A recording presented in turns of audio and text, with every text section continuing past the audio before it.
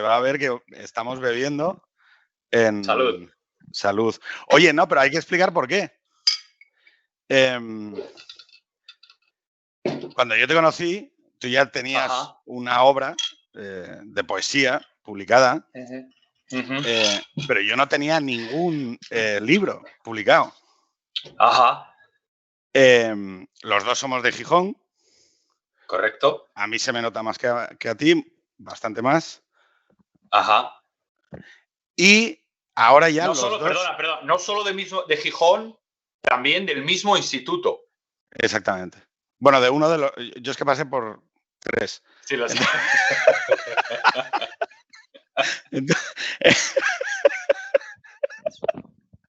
Digamos que en uno de los 3 es el mismo. Exacto. Es el mismo. Disimilitudes. Ahora ya somos los dos autores con obra publicada, ¿vale? Exacto.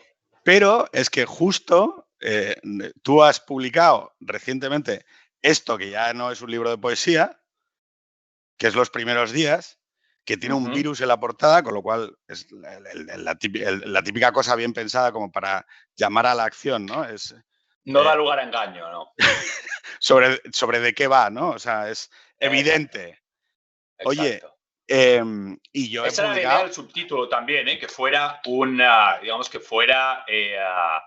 una propuesta muy clara desde el primer momento. Claro, pero tú dices un reportero, o sea, tú eres reportero. Bueno, a ver, digo reportero en el sentido de la labor de reporterismo, que es, digamos, ir al lugar de los hechos y actuar, ¿no? Pero perdona, te he interrumpido, que estabas diciendo que te ibas a decir que tú también tienes un libro publicado. No, claro, no, pero bueno, o sea, es simplemente que estamos celebrando los dos. Lo que pasa es que yo voy a beber el primer trago de whisky y como no me gusta nada, voy a mezclarlo con Coca-Cola. ¿Vale? Bien, parece bien. No, siempre, o sea, hay como varias cosas que me gustaría poder hacer porque me parece que quedan muy bien. Una de ellas es beber whisky solo, con hielo. O sea, creo que queda adulto, ¿no? O sea, que queda de una manera como muy madura. La otra es jugar al ajedrez. Son cosas que nunca he sabido, nunca he podido. Y luego cruzar las piernas, tío. O sea, me he dado cuenta que hay un cierto factor de clase. Claro, por eso te decía, hay un cierto factor de clase en cruzar las piernas. Yo no puedo. Yo te podría enseñar que hasta doblo las piernas 2 veces, pero no te lo puedo enseñar porque no estamos en persona. Claro, pero una de las cosas que más me llama la atención de China es que allí la gente se sienta en cuclillas a descansar. Sí. También te lo podría enseñar, ¿eh? ¿Tú puedes hacerlo? Pero va a ser complicado. Sí. Claro, pero ¿qué hacen? Sientan el culo sobre los talones. Es que me dan ganas de enseñártelo, ¿eh? Hazlo. O sea, este es un programa interactivo. A ver, lo único que no se va a ver, yo creo. No se va a ver. Si te pones muy... básicamente tú doblas las rodillas y te quedas sentado. La clave es que el culo no toca ni tus talones ni el suelo.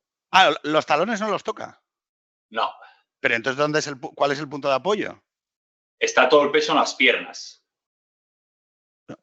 Es que es rarísimo. Oye, ¿y por qué? Muevo la cámara. Esto es muy macarra. Pero ¿y por qué? Pero ¿y por qué han hecho eso? O sea, porque yo no conozco ningún otro sitio que lo hagan. Mira, ¿me ves? Sí. Se me ve, ¿no? Esta es la idea. Te voy a poner el lateral. ¿Ves? No, sí. O sea, claro, no es en los talones, es en... Claro, pero el peso sobre la planta recae en la puntera. El peso, digamos que recae sobre el músculo que recorre tu espinilla. Ese es el que el que hace de contrapeso. Pero ¿y esto cuándo lo inventaron? Pues no sé, es una cosa muy cultural y llamativa. Yo no sé muy bien por qué, digamos, sabía hacerlo antes de venir. Pero bueno, por lo general a la gente le cuesta. Claro, es que, a ver, el hecho es que cuando tú viajas por Europa, ¿vale? Aunque te vayas a Hungría o al este, sigues formando parte más o menos de la misma civilización, es decir, de esa tríada que hablamos tantas veces, ¿no? De una tríada que va de Atenas, del pensamiento griego al pensamiento romano, al cristianismo, ¿no? Pero cuando te vas a Asia, ya estás en otra civilización. Es decir, Confucio, o sea, sabes lo de las religiones sapienciales frente a las religiones proféticas, que es que están las proféticas, que es llega un profeta, sea Jesucristo o Mahoma, y planta ahí un libro con la verdad revelada de Dios, ¿no? Las sapienciales, que nunca queda del todo claro cuando haces clasificaciones si son o no son religiones, porque no, ellos cuando las ejercieron, ¿no? Confucio o Buda, que son las dos, no apelaban estrictamente a la hora de proponer la revolución ética para sus países o sus comunidades al carácter divino de lo que decían, sino que cuando decía Confucio, oye, pues hay que apelar al Ren y al Li y su puta madre, no decía porque lo dice Dios, sino dice porque es bueno, ¿no? Y puedo llegar a esto a través del conocimiento. Claro, yo tengo la sensación de que luego tienen elementos en común con todas las religiones, los típicos, el core, ¿no? De no matarás, no mentirás, no cometerás actos deshonestos y no robarás. Eso es común a todas. O sea, a Europa, a Asia, o sea, ahí no hay discrepancias, ¿no? Pero luego es verdad que en cuanto a la propuesta de vida buena, o la propuesta de vida buena de esas comunidades, sí que yo creo que se ven afectadas. O sea, hay muchos puntos en común, pero luego hay muchas discrepancias. Por ejemplo, esto de sentarse en los talones. Bueno, eso no tiene mucho que ver con Confucio, eso, ¿eh? Pero me hace gracia porque la otra vez que estuve aquí en el podcast contigo, también empezamos hablando de Confucio. A ver, yo creo lo primero... Luego acabamos hablando de cagar. De los baños. Poco después, sí, pasamos de Confucio a los retretes, eso es. Pero yo te diría, una salvedad importante a tu argumento es que el confucianismo no es una religión. El confucianismo es una articulación para estructurar la vida en sociedad. Y en ese sentido sí tiene una propuesta de vida buena, que es aquella vida que se articula a las estructuras jerárquicas apropiadas, ¿no? El hijo al padre, la mujer al marido y el ciudadano a la autoridad política. Eso Confucio lo llama el Li, que es la ritualidad moral, ¿vale?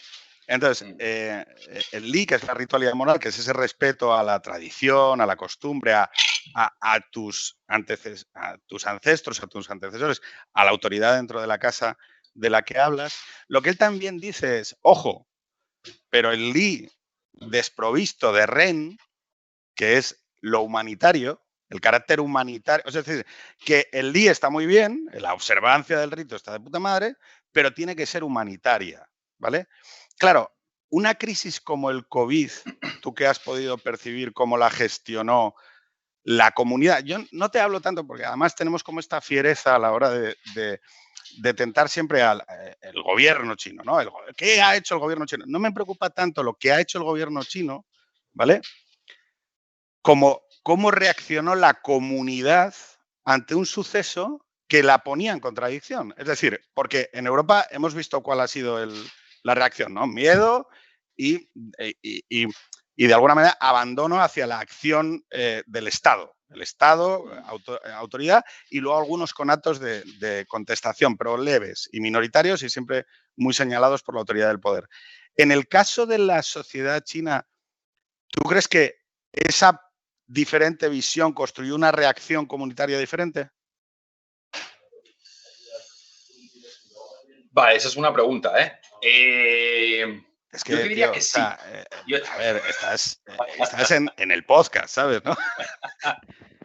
Oye, ¿y cómo lo pasaste? No vamos, o sea, quiero decir, eso ya que te lo hagan, no sé, en la radio, ¿sabes?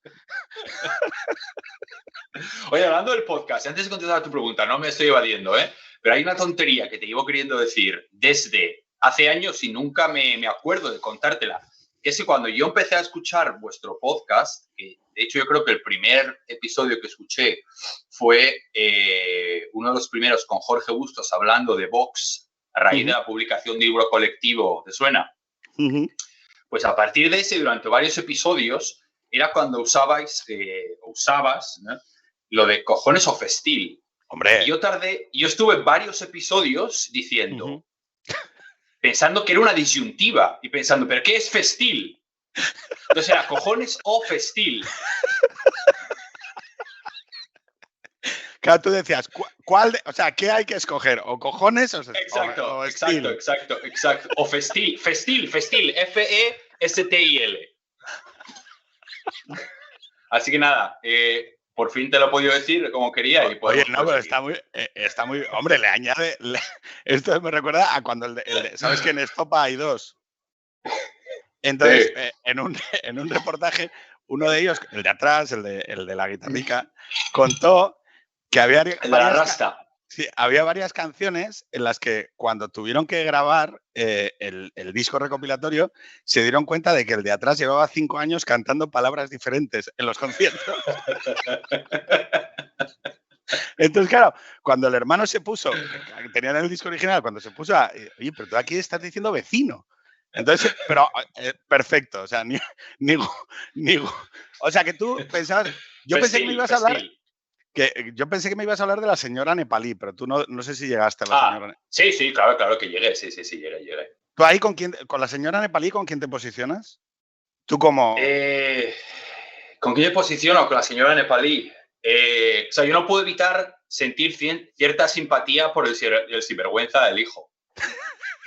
Es que, o sea, expliquémoslo para los recién llegados a Extremo Centro, en las épocas glaciares que nos han acompañado, una de las primeras anécdotas que contamos como running gag recurrente era el de la señora nepalí, que era la historia para nosotros, una historia que demostraba también ese choque de civilizaciones del que estamos intentando ahora discernir, ¿no? Entre dos europeos, madre e hijo,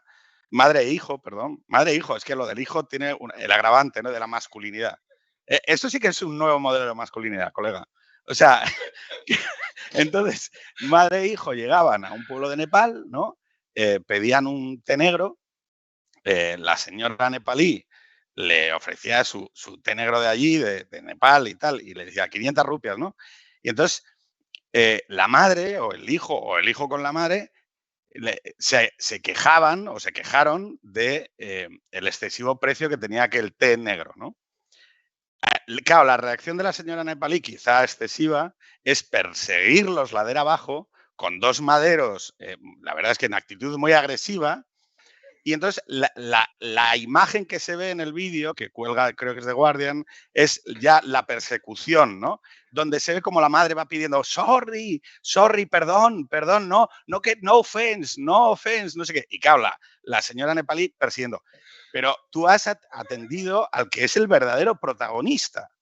Porque si hay dos personajes en escena, claro, son la señora nepalí persiguiendo con esos maderos, intentando abrirle la cabeza a la madre y la madre pidiendo perdón, pero lo que no se ve es el hijo que se ve correr a lo lejos, ladera abajo, abandonando. O sea, no, que igual la madre dijo, sálvate tú, pero joder, eres su hijo, joder.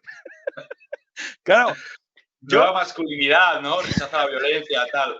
Claro, pero, o sea, no sé, o sea, no digo que bueno, sí, digo que, o sea, pero es un conflicto de civilizaciones.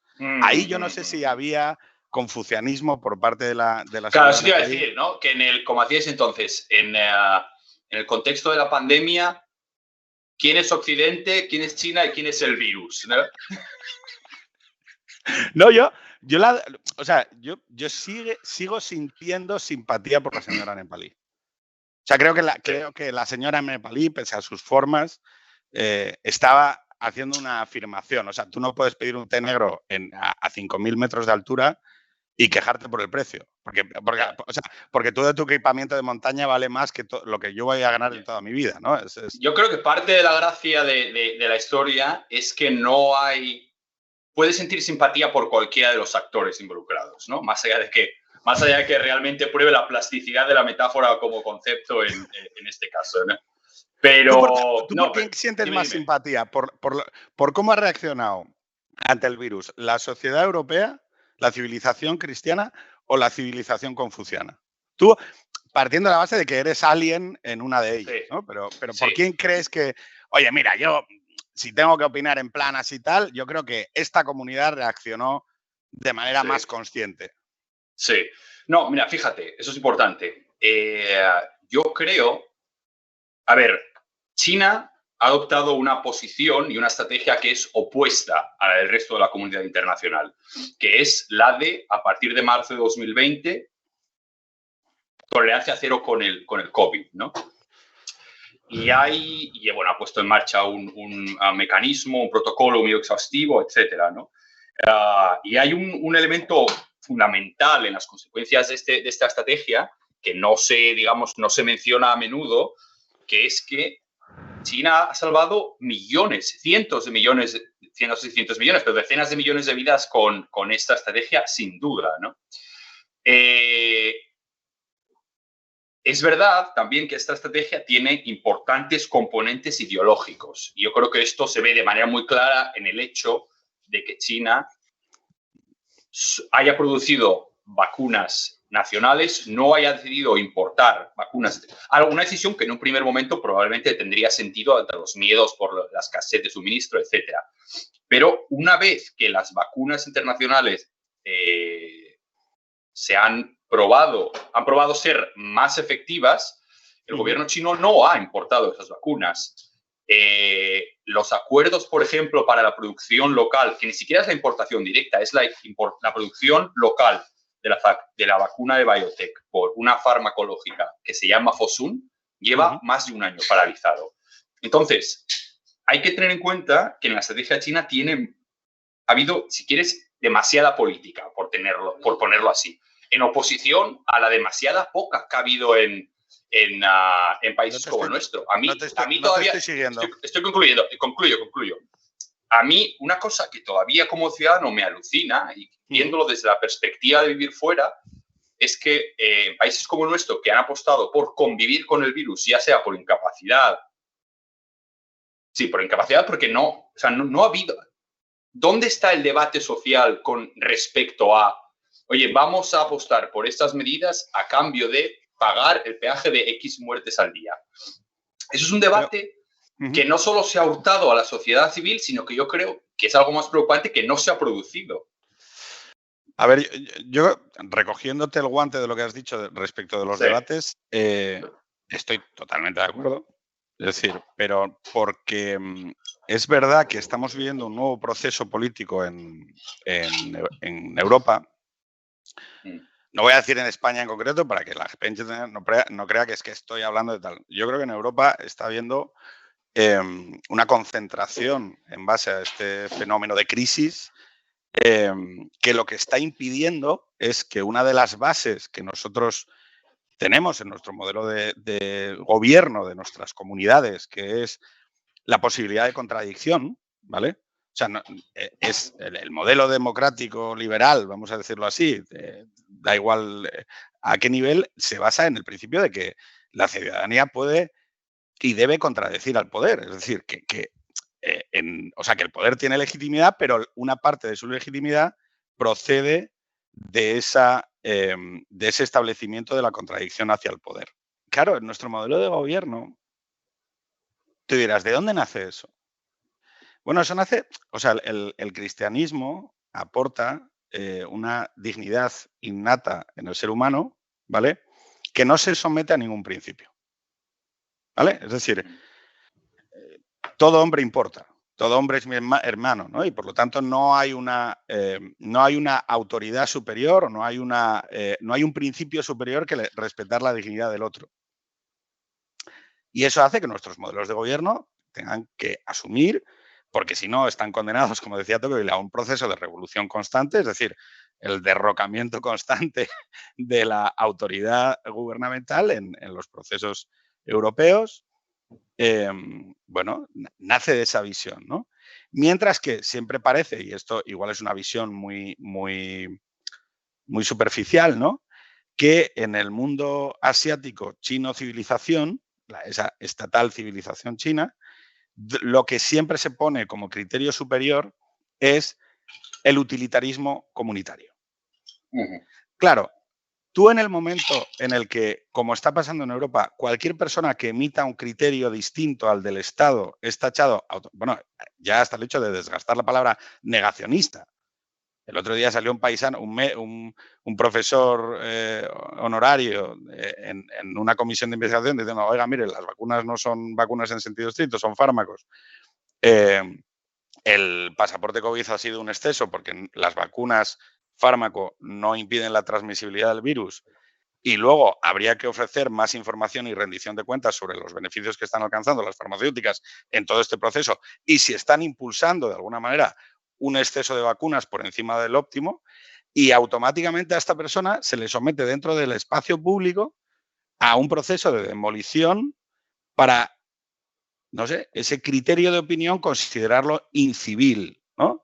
Entonces, claro, en el caso asiático chino, los principios de actuación, entiendo, gubernamentales están más claros. Es, yo no tengo por qué respetar tanto la voluntad individual de mi pueblo, ni siquiera tengo por qué permitirle expresar esa opinión contraria con carácter permanente, pero sí puedo o sí debo garantizar que las medidas son, de alguna manera, más beneficiosas o que las decisiones políticas son más beneficiosas para la comunidad.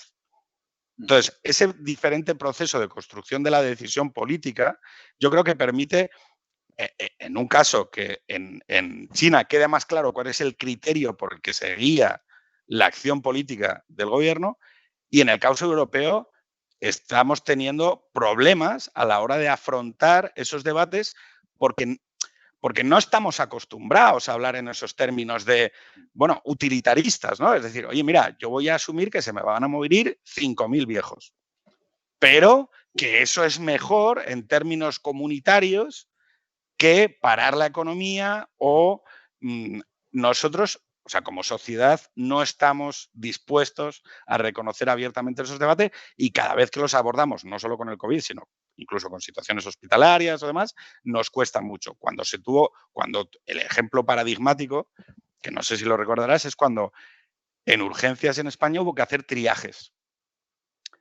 Y salía un médico, yo todavía lo recuerdo, un médico en el Hospital de la Paz explicando, bueno, cómo se hace un triaje, se decía de guerra, ¿no? Bueno, triaje es, oiga, tengo unos recursos hospitalarios limitados, tengo una carta de entrada y tengo que definir los criterios bioéticos. Claro, es que es complicado hablar de esto. Sí. Los criterios bioéticos por los que dejo entrar a coger los respiradores. Claro, en China, yo no sé si este tipo de conversaciones se tienen en abierto. Sí, no. Y de hecho, voy a recoger lo que estás comentando para responder a la primera pregunta antes de que nos fuéramos por las montañas de Nepal.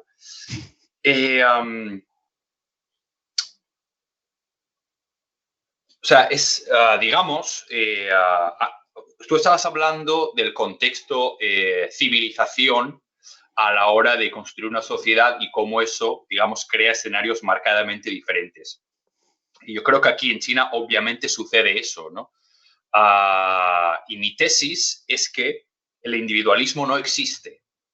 El individualismo es, digamos, consecuencia de una línea en la Biblia, ¿no?, que dice que el hombre está hecho a imagen y semejanza de Dios y que, por tanto, digamos que de ahí nace su dignidad, ¿no?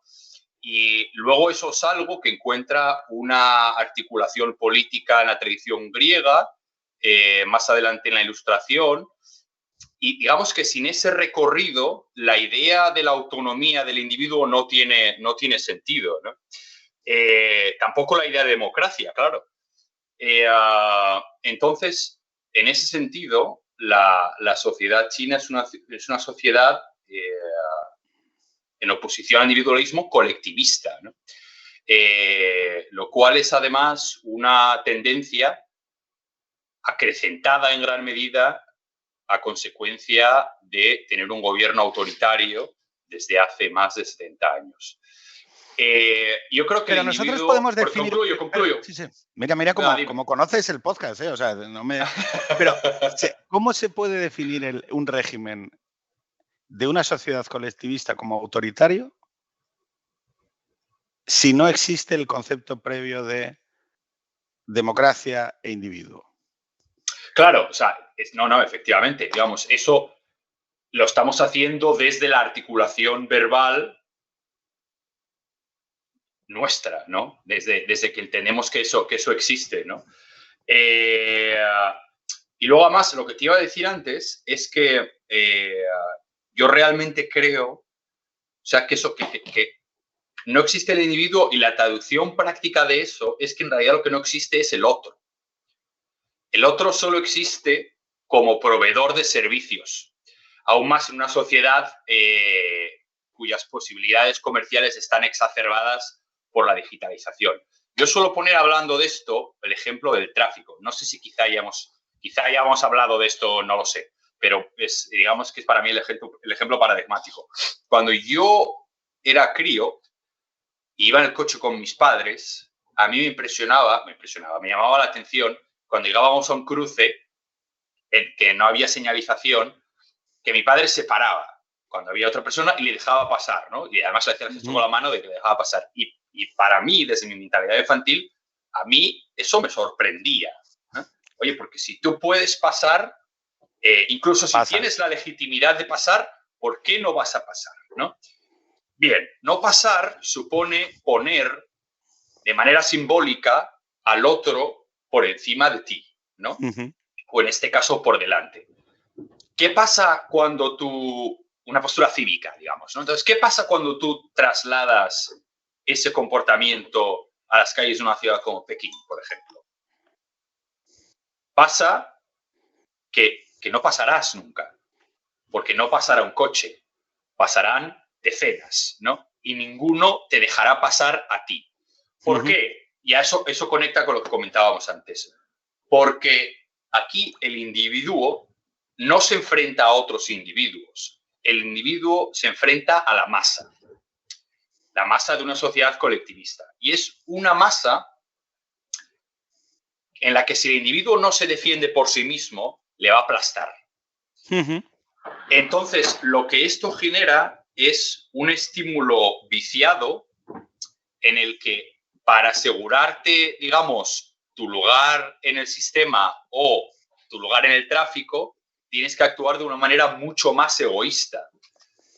Y al mismo modo, pero bueno, pero tampoco importa, ¿no? Porque al final tú estás ejerciendo tu defensa ante el colectivo, ¿no? Ahora bien, claro, digamos, desde la cúpula política, el gobierno siempre gestiona el todo, ¿no? Y el todo, además, en el que va implícito que los derechos o la voluntad de un actor individual no importa demasiado, porque realmente no es la prioridad. Es un concepto ajeno. Claro. No sé si me he explicado. Sí, o sea, la duda es que entonces para intermediar en el todo a través de esa voluntad gubernamental, que entiendo no tiene la raíz de origen que tienen las sociedades continentales europeas, occidentales, llámalo como te dé la gana, ¿vale? Claro, la legitimidad, ¿de dónde sale? ¿Dónde sale la legitimidad del que manda, ¿no? Es decir, que a mí, cuando observo la China contemporánea... ¿De dónde salió la legitimidad en el 89? Bien. Los tanques. No, sí, pero alguien tenía que mandar los tanques. Es decir, para mí el concepto sociedad estatal, civilización china, y esto lo someto a tu valoración, que estás allí y que eres mejor conocedor, sí que deposita todavía el componente de Aristella, ¿no? De aristocracia. O sea, hay una aristocracia alrededor del conocimiento y alrededor del ejercicio del conocimiento y del poder desde la perspectiva de esa fusión entre el confucianismo y el Partido Comunista, que es como una síntesis, para mí, o sea, Confucio no hablaba de la democracia, a ver, aquí hay unos, creo que los llama Yin o Yuan, no me acuerdo cómo los llama, que son unos aristócratas, unas personas que pueden acceder por herencia, pero esencialmente acceden a través de esa predicación, a través de la acción, ¿no? Que son excelentes y que están llamados a ejercer el control, el poder, a guiar los destinos de la comunidad, ¿no? Claro, tú luego dices, bueno, luego tienen la autoridad para mandar los tanques, ¿no? Y detener el proceso de quizá democratización, que es una de las cosas que uno podría decir, bueno, China se ha enfrentado a una crisis como la del COVID y podría haber protestas para que hubiera democracia en China. Y yo tengo la sensación de que no. O sea, que no es cierto. O sea, que China o la sociedad china o la comunidad china no ve como un objeto deseable hoy. Podrá desear mejores gobernantes, no digo que no, pero no desea como objeto final de destino la democracia. Y esto es importante que lo entendamos a este lado de la cancha. O sea, nosotros no somos la unidad de destino de la comunidad sociedad china. ¿Por qué? Porque no nos ven como un objeto a alcanzar. No es que su comunidad renuncie a tener mejores gobernantes, sino que no confían en nuestros mecanismos para alcanzar ese mejor gobierno. Y el hecho es que en la crisis del COVID no podrán, vuelvo a decir, a tener esa voluntad de haberla gestionado mejor o peor dentro de sus propios criterios, pero no han buscado el criterio de validez de este régimen con esta forma ha fallado. Y, sinceramente, nosotros no sé si tampoco podemos decir que esta crisis la hayan gestionado mejor los modelos democráticos. Sí. Sí, a ver, bien. Digamos, mi intervención de antes, digamos, hacía referencia al factor de legitimidad último, pero no para ello tampoco quiero dar pie a una lectura simplista, porque, y yo creo que eso es parte del ejercicio interesante de lo que tú comentabas ahora, una gran mayoría de personas como nosotros que fuera ciudadano chino en la actualidad, sería muy complicado oponerse quiero decir, encontraríamos muchos estímulos para apoyar al partido. Porque cuando tú tienes un modelo político, para empezar, en el que no tienes alternativa, ¿no? Que ha mejorado tu nivel de vida en las últimas 3 generaciones de una manera radical, que además tiene un relato de liberación nacional fortísimo, ¿no?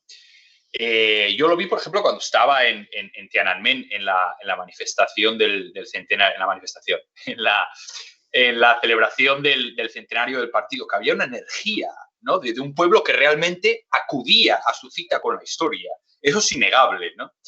Y lo que es muy interesante es que yo recuerdo, pues eso, en enero de 2020, hablar del Chernóbil chino, etcétera, de las consecuencias de un virus tan transmisible en un sistema que no está acostumbrado a lidiar con la verdad, más allá de los evidentes intentos de encubrimiento en los estadios iniciales, que también es innegable, ¿no? Y donde debería empezar la rendición de cuentas. Pero lo que es evidente es que, a ver, para la cúpula del Partido Comunista, una primera sacudida, la crisis financiera global de 2008 fue una primera sacudida, en la que se dan cuenta que realmente los países occidentales no tienen un manual de instrucciones completo para su modelo político y económico. Eso es un gran despertar. Y lo que ha sucedido con la pandemia, yo creo que es otro segundo hito. Porque ellos se encuentran con la situación de que frente a... Además, eso es algo que, digamos, la propaganda oficial acentúa todos los días, ¿no? Frente al caos de las democracias occidentales, el gobierno chino ha sido capaz de poner la pandemia bajo control, minimizar los casos, mantener una relativa normalidad desde marzo de 2020 y salvar, de nuevo, lo que decíamos antes, decenas de billones de vidas. Y eso es verdad. Y dicen, oye, y aquí hay un ejemplo claro de nuestra perspectiva sobre los derechos humanos. Y ahí hay una tesis fuerte, ¿no? No, claro que no. Porque es verdad. Entonces, a lo que iba, por concluir, para que puedas continuar. Contra eso, o sea, digamos, lo que es importante resaltar en este caso es que parte de esta estrategia tiene componentes ideológicos que priman sobre los científicos y sanitarios. Y, en segundo lugar, que el modelo chino no ofrece una solución. En realidad, el modelo chino está basado, y de nuevo, no deben dolernos prendas en decir que el hito de mantener los casos en comparación con un occidental tan bajos es realmente espectacular, ¿no? Pero al mismo tiempo, este modelo no ofrece una solución. Porque está basado en gran medida. Claro, una solución en términos de la pandemia, ¿no? O sea, el acercamiento chino se basa en gran medida en estar aislado del resto del mundo. En China no ha entrado un turista desde marzo de 2020. Un porcentaje muy significativo de los extranjeros residentes aquí no han podido volver por las trabas burocráticas, etc. Y entonces, cuando tu estrategia es el aislamiento y, digamos, a medida que... Perdón, me he despistado, que se está moviendo por aquí. A medida que el virus, aunque sea por incapacidad, se extiende por países occidentales y tenemos además la inmunidad de vacunas más efectivas, digamos que la transición hacia la vuelta a la normalidad es más evidente, ¿no? Aunque sea, de nuevo, con ese peaje de pagar X vidas, aunque sea este X sea mucho inferior que el que era hace un año. Pero en el caso de China no hay esa solución, porque tú tienes un país que ha estado blindado, que sigue blindado, con vacunas menos efectivas y que en algún momento tiene que encontrar una solución de transitoriedad, porque el mundo sigue su camino, ¿no? Entonces, cuando tú tienes una potencia que es una potencia autoritaria, una potencia emergente, una potencia que está aislada del mundo, ¿no? En Pekín, te quiero decir, los niños pequeños vuelven a señalar cuando ven a un extranjero por la calle, ¿no? Esos son elementos que son muy peligrosos, porque China está realmente en una senda opuesta a la del resto del mundo. Pero tú crees, fíjate, yo no quiero abandonar el tema de la tesis fuerte porque volveré a ella, porque te voy a leer un texto que se llama De las manos sucias, no sé si lo conoces. No. Un diálogo entre Hugo y Höder. Pero yo creo que, o sea, tú y yo somos chicos 2000, tú más joven, como es evidente, pero somos esa generación que dio por dado y establecido el triunfo de la globalización. O sea, el triunfo de las conexiones entre comunidades, ¿no? El triunfo permanente e irrevocable de el mercado, ¿no? El mercado global como una realidad dada. Y yo creo que eso está en claro retroceso, no ya solo por el COVID, sino por muchas otras cuestiones, porque claro, una de las bases fundamentales, casi diría filosóficas, de la aceptación de la globalización y de los costes que implicaba para las sociedades occidentales desarrolladas el desindustrializarse en favor de países como China o otros de Asia era esencialmente que cuando hubiera 200 millones de chinos de clase media, la democracia liberal iba a llegar. Sí, el dogma, eso es el dogma por excelencia de la política internacional de China, claro. Y eso es una trola, como no están los escritos, y que, ojo, ese proceso de globalización que esencialmente... Ojo, te diré, estuvo muy cerca, ¿eh? Muy cerca es un 3-2, en el caso de China en concreto, ¿eh? Un 3-2 en la votación del Comité Permanente del Politburo. Eran 2 los mandatarios del Partido Comunista Chino que estaban abiertos a negociar con los estudiantes y los manifestantes en Tiananmen, y el mundo sería completamente distinto. O sea, yo creo que no somos conscientes de que, además, en un margen de meses con la caída del muro, ese dogma que se construyó precisamente a partir de... Ese dogma se construye a partir de cuando se produce la ruptura sino-soviética, precisamente porque China defiende una posición más radical que la que adopta la Unión Soviética a raíz de la muerte de Stalin, sobre todo la crisis de los misiles en Cuba. Eso, curiosamente, lo que produce es que el extremo más radical de la entente comunista se alinee con Estados Unidos a raíz de la visita de Nixon aquí en el 72, que es lo que consagra estas nuevas relaciones diplomáticas, como recoge el libro que te regalé la última vez que nos vimos. Iba a decirlo en algún momento, pero bueno.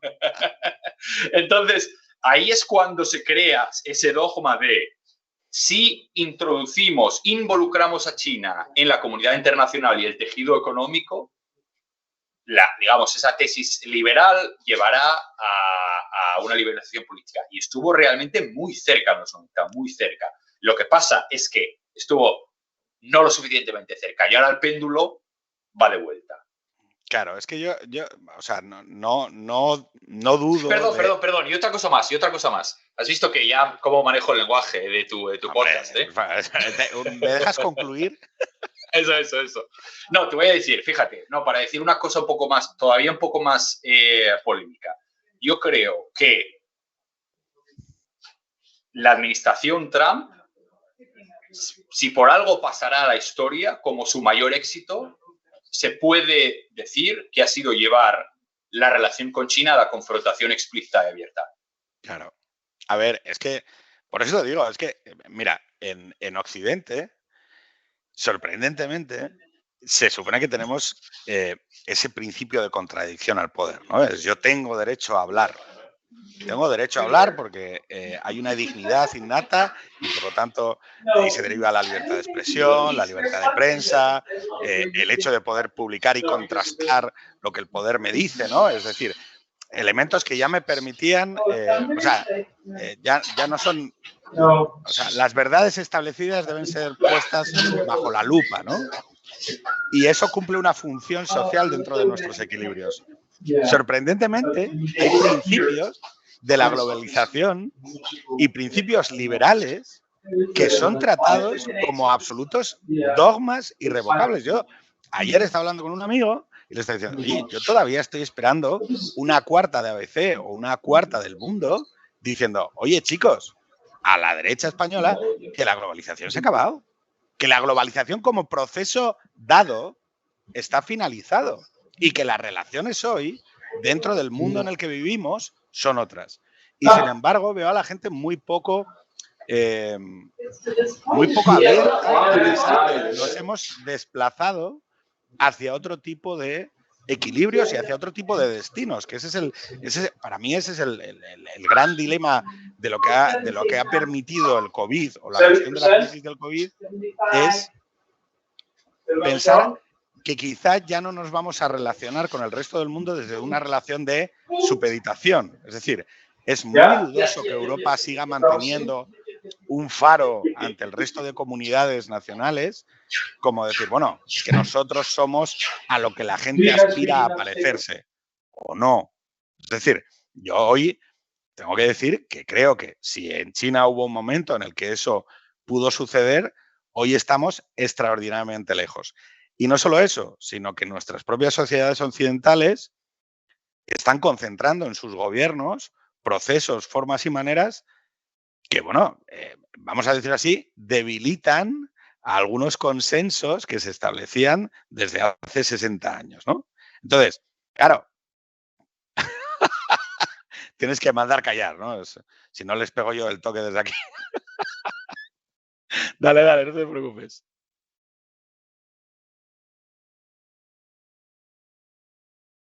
¿En qué redacción está? Ahora no te oigo, tío.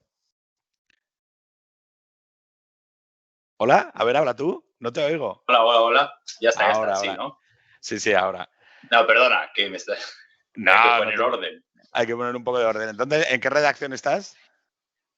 Esto es, digamos, como una especie de oficina en la que tenemos sede diversos medios, en este caso europeos, ¿no? Vale. Y hoy, viernes noche, pese a mis expectativas, pues resulta que hay gente trabajando todavía.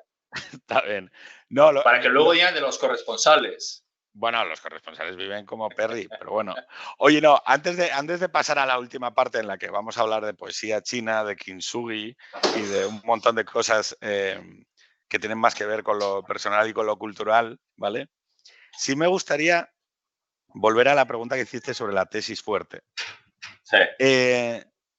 Y aquí yo casi te diría, tú, como persona que estás viviendo allí, y que ya no estás hablando desde fuera, ¿no? De, bueno, yo es que estoy muy seguro de dónde estoy viviendo y del sistema de valores que acoge lo que yo creo, ¿no? Sino que tú estás viendo ya y viviendo en otra sociedad y entendiéndola de manera mucho más íntima de la que lo puedo entender yo desde aquí, ¿no? Pero tú crees que la tesis fuerte de la individualidad que se ha expresado o que se expresa en esa manera diferente de afrontar estas crisis, ¿a ti te convence el modelo chino? O sea, tú dices, no. ¿Y por qué? O sea, pero en absoluto, radical. No, ¿y por qué? Porque digamos que esto es lo que hablábamos antes de la tesis fuerte, ¿no? Que es lo que se digamos, el argumento retórico de la alternativa china, que es... No, ¿Hay una alternativa china? ¿Hay una alternativa china? ¿Podría ser existente una alternativa china en España, en Asturias? Hombre, podría haber una alternativa china, ¿no? Decir, no, a ver, no me quiero despistar, que te quiero contestar a tu pregunta, que es importante. En China no se rechaza la idea de los valores humanos. El argumento retórico es decir, nosotros tenemos otra concepción de los derechos humanos.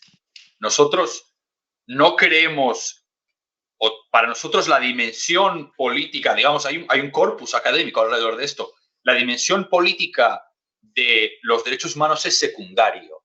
Nosotros nos centramos en la dimensión económica, ¿no? En enriquecer, mejorar las condiciones de vida, sacar a X millones, reducir la pobreza extrema, ¿no? Y yo creo que porque, bueno, además esto conecta un poco con mi biografía, ¿no? Yo cuando vine aquí hace 8 años lo hice en parte en un contexto de enorme descrédito digamos, el sistema democrático de países como el nuestro, aunque ahora estemos mucho peor de lo que estábamos entonces, y con la curiosidad intelectual de entender mejor, ¿no? este marco. Y al hacerlo, yo creo que, digamos, el aprendizaje final es que la libertad es un valor supremo y es un valor universal. La libertad va antes incluso de la igualdad, porque tú tienes que ser libre para ser igual, ¿no? Y en ese sentido, las alternativas del modelo chino, cuando las bajas a la realidad y la gente que trata de exceder los parámetros acotados por el partido, que son bastante amplios, te quiero decir. O sea, China no es Corea del Norte. En China, si tú levantas una pared respecto a cualquier cuestión política, tú puedes tener una vida realmente muy cómoda, ¿no? Yo creo que eso es parte del contrato social que lo hace tan atractivo para la gente aquí, ¿no? Pero yo creo que estamos condenados quizás a redescubrir eso, ¿no? Que la libertad es un valor universal y supremo. Por acabar, ¿vale? Sabes que la última pregunta que te voy a hacer es si tú, que además les conoces, mandarías a Carmen Manel y a Adrià a defender las Islas Canarias. Pero en relación a esa tesis fuerte, solo leerte una cosa.